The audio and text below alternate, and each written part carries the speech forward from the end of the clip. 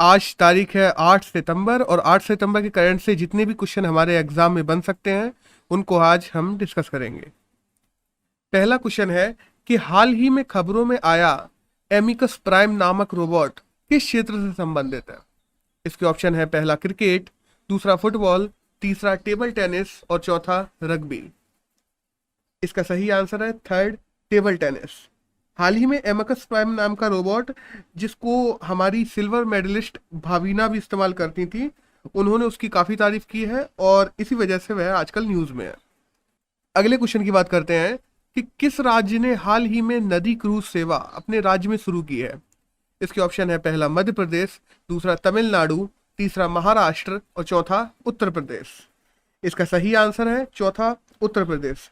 उत्तर प्रदेश में वाराणसी से चुनार के किले, जो मिर्जापुर के करीबन है, वहां तक के लिए तकरीबन 30 किलोमीटर की क्रूज सेवा की शुरुआत कर दी गई। अगले क्वेश्चन की बात करें कि जापान के नए प्रधानमंत्री के रूप में किसे नामित किया जा रहा है। इसके ऑप्शन है पहला बोराजोंग, दूसरा यूजिन शेख, तीसरा टोरो कोनो और चौथा माजिन युस्न। इसका सही आंसर है तीसरा, टोरो कोनो। टोरो कोनो जो हाल ही में जापान के वैक्सीन मिनिस्टर भी थे, उनको ही जापान के नए पीएम के रूप में नामित किया जा रहा है। और अभी हाल में सुगा वहां के प्रेसिडेंट थे जिन्होंने अपने पद से इस्तीफा दिया है। अगले क्वेश्चन की बात करते हैं कि किस देश के क्रिकेट कोच ने हाल ही में अपने पद से इस्तीफा दे दिया है। इसके ऑप्शन है पहला ऑस्ट्रेलिया, दूसरा पाकिस्तान, तीसरा न्यूजीलैंड और चौथा इंडिया। इसका सही आंसर है दूसरा, पाकिस्तान। हाल ही में पाकिस्तान के क्रिकेट कोच वकार और मिसबा उल हक दोनों ने ही अपने कोच के पद से इस्तीफा दे दिया है। अगले क्वेश्चन की बात करते हैं कि इस साल होने वाली ब्रिक्स के राष्ट्र अध्यक्षों के सम्मेलन की अध्यक्षता कौन सा देश कर रहा है। इसके ऑप्शन है पहला भारत, दूसरा ब्राजील, तीसरा रशिया और चौथा साउथ अफ्रीका। तो इसका सही आंसर है पहला, भारत। हमारे पीएम मोदी जो अभी थर्सडे को मीटिंग होने वाली है ब्रिक्स की, उसकी अध्यक्षता करेंगे।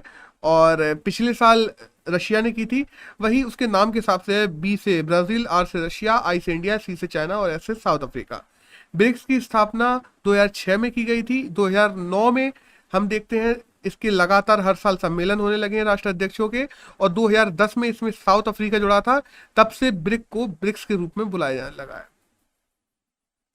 अगले क्वेश्चन की बात करते हैं कि पंचशील, जिसे हाल ही में उग्रवादी संगठन द्वारा हड़प लिया गया है, वह कहां पर स्थित है। इसके ऑप्शन है पहला उज्बेकिस्तान, दूसरा तुर्कमेनिस्तान, तीसरा अफगानिस्तान और चौथा पाकिस्तान। इसका सही आंसर है तीसरा, अफगानिस्तान।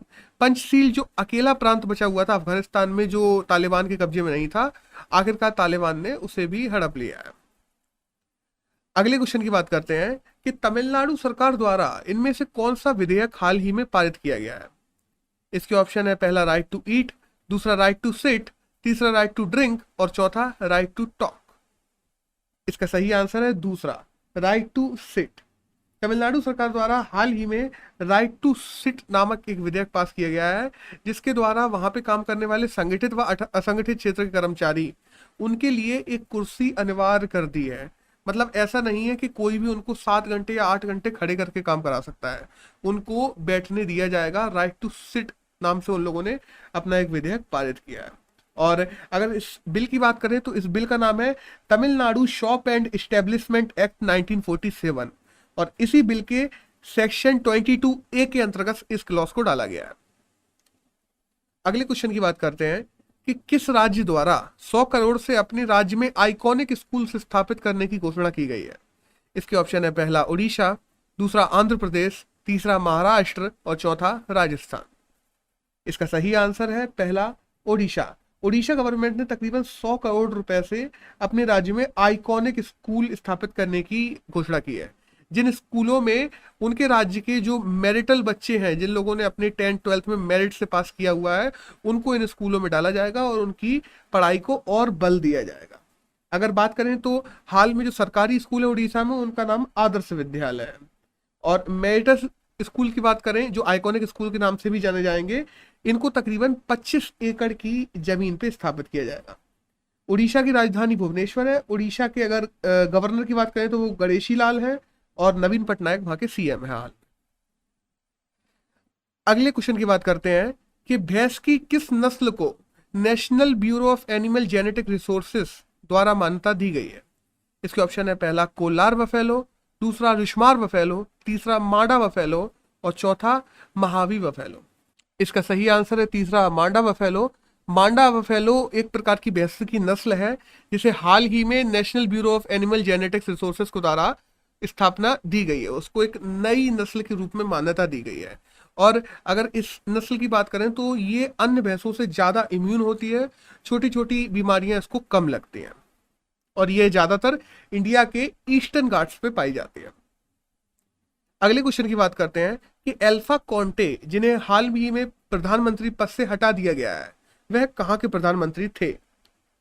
इसके ऑप्शन है पहला लीबिया, दूसरा गिनिया, तीसरा जकार्ता और चौथा गुएना। तो इसका सही आंसर है दूसरा गिनिया। अल्फा कॉन्टे जो गिनिया के प्रधानमंत्री थे उन्हें हाल ही में मिलिट्री कूप द्वारा उनके प्रधानमंत्री पद से उतार दिया गया।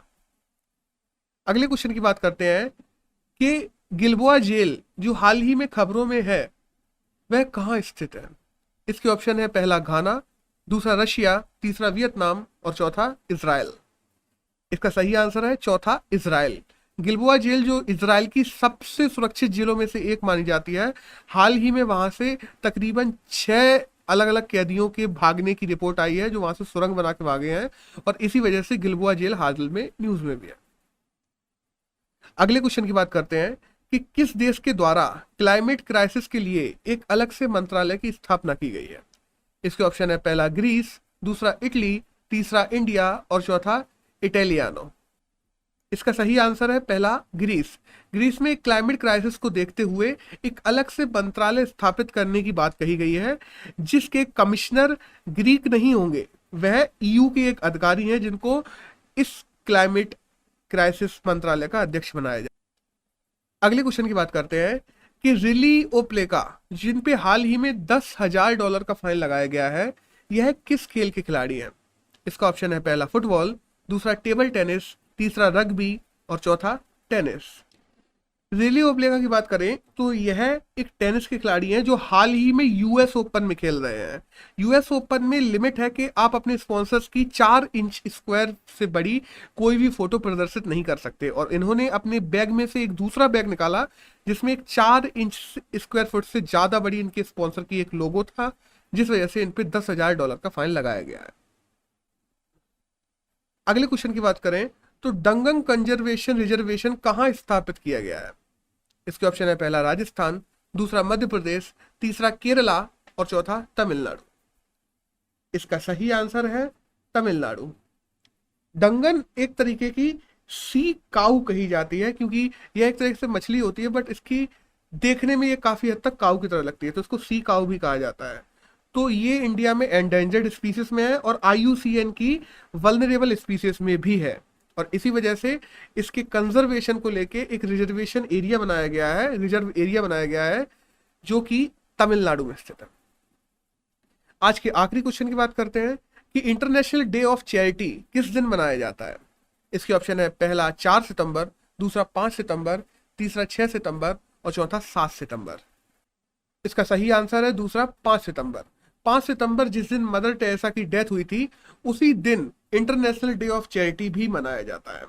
मदर टेरेसा की बात करें तो वो कुसोव जो हाल ही में नॉर्थ मैसेडोनिया में है वहां उनका जन्म हुआ था 26 अगस्त 1910 को और 5 सितंबर 1997 को इनकी मौत हुई थी।